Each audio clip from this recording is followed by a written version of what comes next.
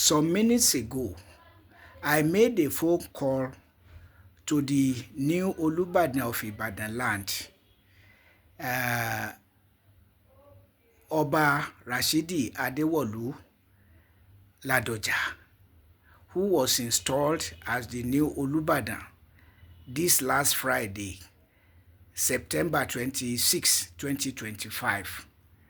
And I asked him, Kábíyèsí, is it true that you are angry with Peter Obi, the former governor of Anambra State, and the presidential candidate of the Labour Party in the 2023 presidential election?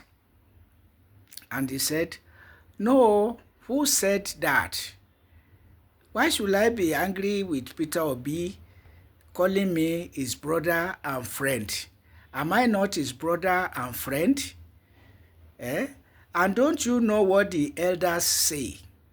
That it is somebody who does not want to have a king as friend, will not want his friend to become the king. I said, yes, Kábíyèsí, I understand all of that, but it is good to hear from the horse's mouth. Otherwise, I've been wondering myself, when it becomes a crime or an insult to say, Kábíyèsí, my brother and friend. Everybody understands, every normal person anyway, understands brother and friend to be positive concepts and something to be desired. That you have somebody who identify with you as brother and friend. Yes, that's what the elders say in traditional Yoruba land. If you say your friend should not become the king, then you don't want to have a king as friend. So the tradition has settled all of that. There's nothing derogatory about it. There's nothing denigrating about it. There's nothing insultive about it. Calling a king your brother and friend. But how else should it be as a matter of fact? So I don't know. But now the Kábíyèsí has spoken. And so mischief makers should find something else to do. Those who are seeking cheap popularity and relevance should look elsewhere. That is just it. Because this is another distraction from the real problems bedeviling Nigeria. You know, you want to talk about the relentless war against the Boko Haram Muslim community, herdsmen terrorism. Look at it now. Senseless, avoidable war with the Boko Haram Muslim community since 2009 till 2025. You know? And herdsmen terrorism since 2015 till date. And now we have a president who is sustaining all the evils he inherited and added his own. All subsidies are gone. First subsidy is gone to start with. Then all subsidies are gone. We don't know where to. The subsidies have not gone into electricity or education for Nigerian children, yet sinking Nigeria in debt. Worsening mass abject poverty, leading to mushrooming armed bandits. Oh my God, hardly any day passes now without hearing that one or two policemen are killed or that our security operative soldiers are ambushed and fired, from behind, So, Nigeria is, has been sinking and going down the drain.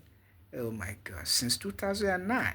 Nigeria became gradually but surely a terrorist country. because Fulani Muslim imperialists must impose Islam on Nigeria. You must not say anything against Islam. You will be killed and nothing will happen. Oh my God. And of course, Christians are not less aggressive. A 22-year young man going to governor's house to preach to him, and you say that is sanity.